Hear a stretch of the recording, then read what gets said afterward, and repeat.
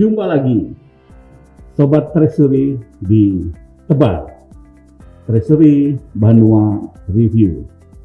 Tebar semangat, tebar optimisme. Preview.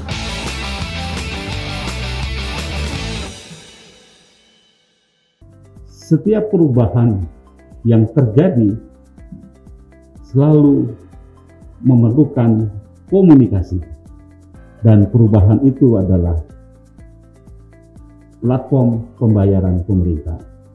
Direktorat Jenderal Perbendaharaan telah menginisiasi suatu sistem pembayaran yang akan memudahkan bagi stakeholder yang terlibat di dalam sistem pembayaran dalam melakukan pembayarannya. Itulah platform pembayaran pemerintah. Dirjen Perbendaharaan selalu melakukan perubahan, inisiatif terus dilakukan dalam rangka untuk mencapai visi Direktorat Jenderal Perbendaharaan yang unggul di tingkat dunia. Sobat Treasury, hari ini kita akan membahas platform pembayaran pemerintah yang saya kira akan membuat Sobat Treasury akan penasaran. Seperti apa sih platform pembayaran pemerintah ini? Hadir bersama saya Bapak Yogi Bekti Suasana SHMH. Selamat sore Pak Yogi. Selamat sore Pak Kanwil. Beliau adalah Kepala Seksi Manajemen Perubahan dan Komunikasi Subdirektorat Transformasi Kelembagaan Direktorat Sistem Pembendaharaan Direktorat Jenderal Perbendaharaan. Nah, kita coba berbincang tentang platform pembayaran pemerintah ya. Walaupun ini baru uji coba di lingkungan Direktorat Jenderal Perbendaharaan, tapi saya kira Sobat Treasury perlu tahu ya, seperti apa sih platform pembayaran pemerintah ini. Dulu kita kenal di berbagai negara ada yang namanya share service. Nah, apakah PPP ini, ya kita singkat PPP aja ya, PPP ini sama dengan platform pembayaran, sama dengan share service, ataukah dia modifikasi dari share service ya, yang kemudian disesuaikan dengan metode dan proses yang ada di Indonesia. Baik, Pak Yogi, saya panggil Pak Yogi aja ya. Siapa? Oke. Apa sih sebenarnya platform pembayaran pemerintah itu? Oke, terima kasih Pak Kanwil. Ini sebuah kebahagiaan dan juga kebanggaan bagi kami Pak, bisa hadir di acara Pak Kanwil sendiri nih Pak. Namanya tadi apa Pak? Treasury Banua Review. Treasury Banua Review, Tebar. Ya. Nah, kita akan menebar informasi, Sip, mantap. menebar optimisme. Ya, itu yang dimaksud. Betul Pak, dan menebar segala sesuatunya, segala positif tentunya Pak Kanwil. Baik Bapak, para pemirsa Treasury, dan kita manggil apa nih Pak Kanwil? Sobat Treasury. Sobat Treasury Banua Pak ya? Ya. Sobat Treasury. Nah, rekan-rekan sekalian, Sobat Treasury Banua, kalau kita berbicara terkait dengan platform pembayaran pemerintah, saat ini memang gaungnya sudah semakin kencang nih Pak. Apalagi dengan beberapa kegiatan, dengan beberapa proses. Nah, saat ini memang sudah dalam tahapan yang sesuai dengan on track, kalau kita sebutkan itu. Nah, tentunya kalau kita berbicara platform, tentunya kita akan melihat latar belakangnya dulu Pak Kanwil. Jadi platform pembayaran pemerintah itu, kalau kita melihat latar belakangnya, tentunya para perancang ataupun inisiatornya melihat adanya kebutuhan terkait dengan jawaban terkait dengan perkembangan teknologi. Pak Kanwil mungkin sering mendengar ya, kita dalam proses industri 4.0. Nah, itu tentunya kita sebagai insan perbendaharaan juga cukup berbangga Pak, karena kita sudah mempunyai beberapa program-program terkait dengan teknologi, dan salah satunya ya platform pemerintah ini. Jadi kalau kita melihat latar belakang platform pemerintah ini sendiri juga, dia menjawab terkait dengan adanya kebutuhan basis data, kemudian terkait dengan peningkatan layanan nantinya Pak, peningkatan layanan yang diberikan, kemudian ada juga simplifikasi dan digitalisasi, dan juga tentunya ini dilaksanakan sebagai amanah dari inisiatif strategis RBTK atau yang saat ini tahun 2022 ini menjadi inisiatif strategis Kementerian Keuangan nomor 16 yang ditetapkan dengan KMK nomor 88 tahun 2022. Tadi Pak Sekambil juga sempat menyebutkan apakah ini sama dengan SSC ataukah ini berbeda dengan SSC. Nah, pada prinsipnya memang ini adalah pengembangan dari SSC, tapi itu adalah hal yang berbeda. Nah, mungkin kalau kita melihat sendiri Pak Kanwil, melihat perkembangannya sendiri, platform pembayaran pemerintah, kalau kita mengacu kepada regulasi yang ada, di sana disebutkan bahwasannya platform pembayaran pemerintah itu merupakan interkoneksi sistem antara core system dengan sistem pendukung, sistem mitra dan sistem monitoring dengan tujuan pembayaran dapat dilakukan secara elektronik. Nah, ini cukup kuat Pak. Jadi ada interkoneksi, ada core system, ada sistem pendukung. Nah, nanti mungkin kita akan lebih kulik lebih lanjut lagi Pak. Ya, yang sebetulnya yang menjadi penasaran bagi Sobat Treasury itu apa sih bedanya platform pembayaran pemerintah dengan pembayaran yang biasa gitu? Coba dijelaskan biar lebih clear. Nah, ini betul Pak. Apa sih keunggulannya gitu Pak ya? Ya. Apa yang menjadi sehingga platform pemerintah ini bahkan menjadi proyek nasional Pak? Apa bedanya gitu dengan pembayaran biasa? Dari sistemnya sendiri, kita itu nanti platform pemerintah itu dikembangkan itu dengan sistem end-to-end Pak. Jadi begitu masuk, itulah yang menjadi prosesnya terlebih dahulu. Jadi tidak ada fase-fase yang di tengah-tengahnya. Jadi betul-betul dia interkoneksi sistem. Jadi sebenarnya platform pembayaran pemerintah itu kalau kita sebutkan itu sebenarnya bukan aplikasi, tapi interkoneksi dia. Kalau aplikasi sendiri kita mempunyai core system yang cukup kuat Pak, yaitu SPAN dan Sakti dan juga aplikasi gaji web. Nah itu yang merupakan core system dari platform pembayaran pemerintah itu sendiri. Nah kemudian tadi disebutkan juga dia interkoneksi dengan sistem mitra. Tadi kita sudah pada hari ini juga menyelenggarakan KTC dengan PLN dan Telkom Pak. Nah itu di sana ada sistem mitra yang di situ ada sistem PLN dan juga ada sistem Telkom, dan nantinya itu kita juga sistem marketplace dan sistem perbankan juga terkait dengan sistem yang terkait dengan penerbitan kartu pemerintah, nanti dia akan terinterkoneksi. Dan ini kedepannya itu juga kita di platform pemerintah itu paperless Pak, artinya tidak ada lagi dokumen hard copy. Jadi untuk yang misalnya untuk terkait dengan pembayaran Telkom dan Common Expense, Telkom dan PLN, dia untuk tagihannya teman-teman dari pejabat perbendaharaan itu cukup melakukan akses di aplikasi Sakti, kemudian mendownload dokumen pembayaran, kemudian melakukan pembayarannya. Jadi berarti Sobat Treasury ini para PPK ya, dalam melakukan eksekusi belanjanya itu tidak perlu lagi susah secara manual. Betul. Tapi sudah difasilitasi secara interkoneksi terhadap provider yang sudah dikontrakkan ya istilahnya ya. Iya, betul Pak. Dijanjikanlah dengan dirjen perbendaharaan. Betul. Apa seperti itu? Iya. Jadi memang betul. Nanti para pejabat perbendaharaan tentunya kan selama ini terkait dengan pengujian dan segala macam itu nanti akan dilakukan secara elektronik itu Pak. Ya. Jadi dia dengan platform pembayaran pemerintah ini.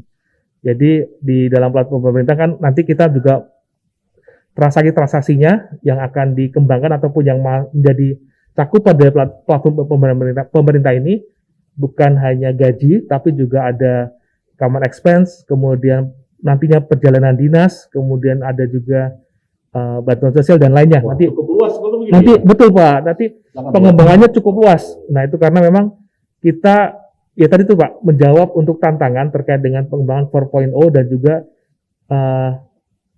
digital treasury tadi Pak, seperti yang disampaikan oleh pimpinan kita biasanya untuk digital treasury ini akan dikembangkan terus menerus itu Pak. Oke, jadi saya tadi menangkap ya bahwa dengan PPP ini ya ada kemudahan Betul Pak. dalam proses pembayaran. Kira-kira manfaat bagi Sobat Treasury sebagai bendahara, sebagai PPK terhadap PPP ini apa aja? Baik Pak, mungkin kita pakai Sobat Treasury ya. nanti manfaat dengan menggunakan P3 ini atau platform pembayaran pemerintah, khususnya para pejabat perbendaharanya nih Pak, itu tentunya akan mendapatkan berbagai keuntungan dengan menggunakan ini. Artinya misalnya kalau kita boleh sebutkan, dengan menggunakan platform ini akan menjadi lebih simpel implementasinya terkait dengan pekerjaannya. Kemudian juga terkait dengan data analitiknya. Nanti karena situ begitu ada big data yang cukup besar, nah tentunya nanti di sana akan diolah datanya sesuai dengan kebutuhan, sesuai dengan keperluannya, sehingga nanti dapat diolah sehingga dapat menjadi alat untuk sebagai pengambil kebijakan. Nah, mungkin itu. Kemudian juga terkait dengan transparansinya. Jadi cukup transparan untuk pelaksanaan ini.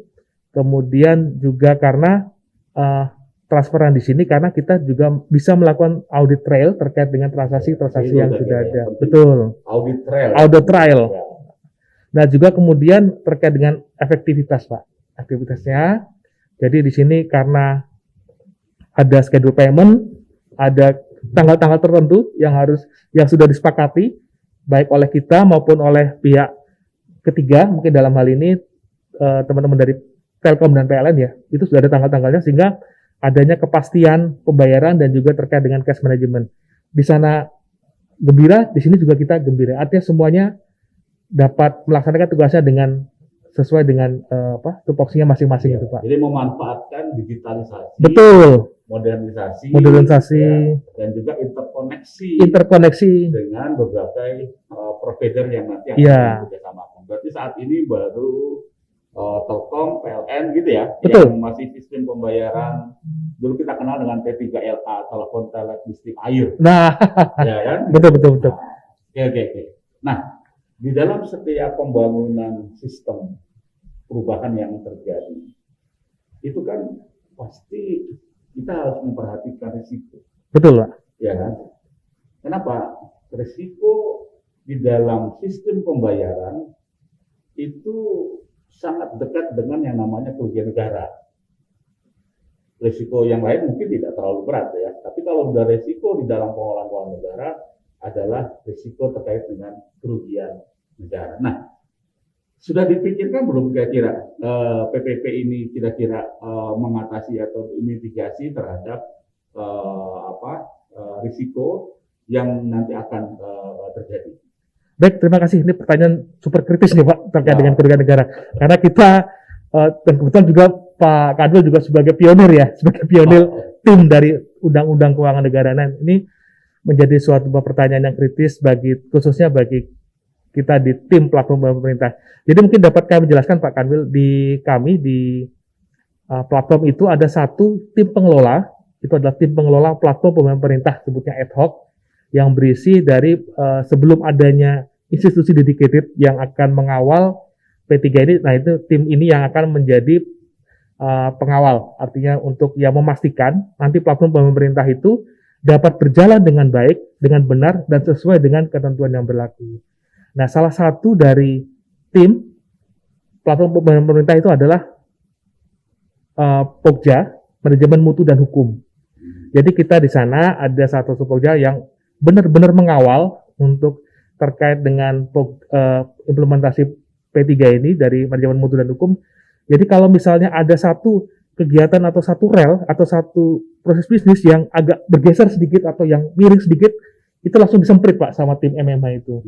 Tim MMA, oi kamu tidak sesuai dengan Undang-Undang Keuangan Negara, Anda masih belum sesuai dengan regulasi yang ada. Nah, itu nanti dari mereka menyampaikan masukan. Jadi ada beberapa hasil masukan yang kemarin menjadi bahan diskusi kita, terutama terkait dengan bahwasannya dokumen ataupun yang kita gunakan itu adalah nantinya tentunya tanda tangan elektronik ya. Nah, tentunya kita mengarah kepada tanda tangan elektronik yang tersertifikasi. Nah, nanti kalau udah sesuai tanda tangan elektronik tersertifikasi, nah itu tentunya sudah sesuai dengan Undang-Undang ITE yang mengamanatkan terkait dengan penggunaan tanda tangan elektronik terverifikasi itu, Pak. Oke. Jadi Sobat Treasury Banua nampak bahwa sebenarnya PPP ini aman. Betul, Pak. Ya, artinya bahwa tidak usah ada kekhawatiran terhadap implementasikan apa? Dalam sistem yang dibangun sudah memikirkan risiko yang mungkin akan timbul dari pelaksanaan PPP ini. Ini saya kira sangat baik ya, karena itu tadi kekhawatiran perlu diantisipasi supaya tidak terjadi di kemudian hari.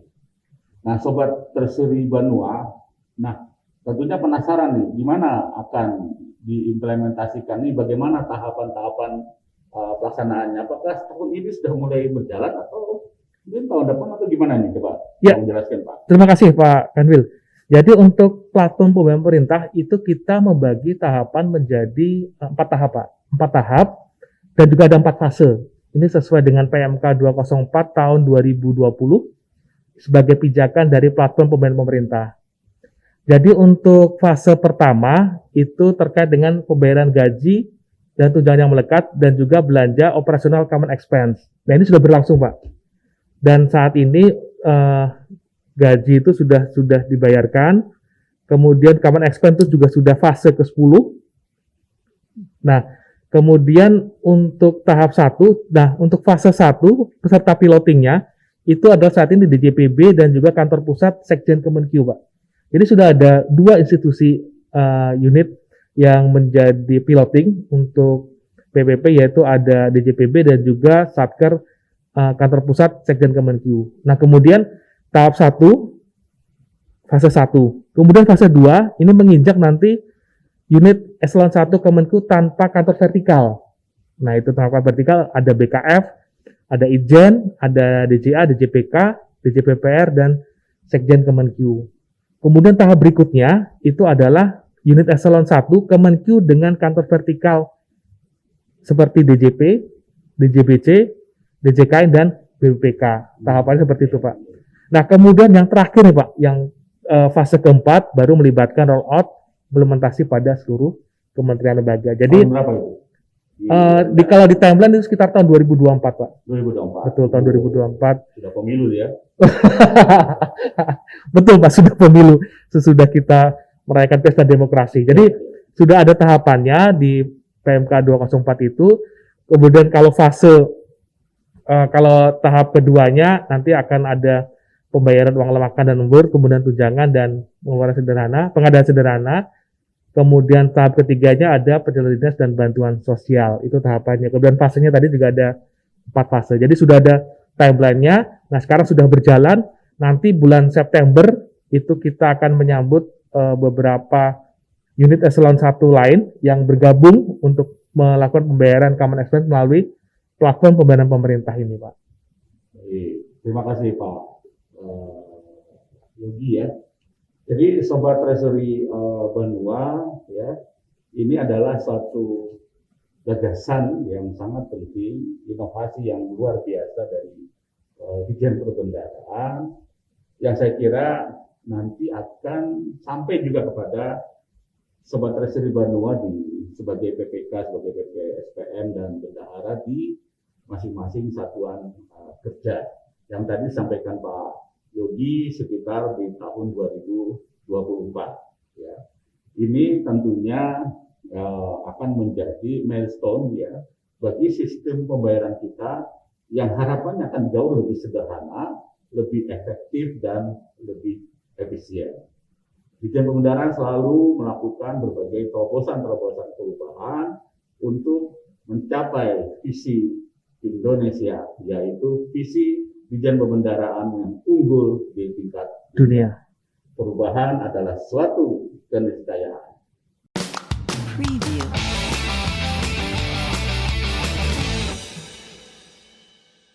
Sobat Treasury, saya kira demikian perbincangan kita. Terima kasih Pak Yogi sudah hadir bersama kita dan mudah-mudahan ini bermanfaat bagi Sobat Treasury Banua yang haus akan informasi.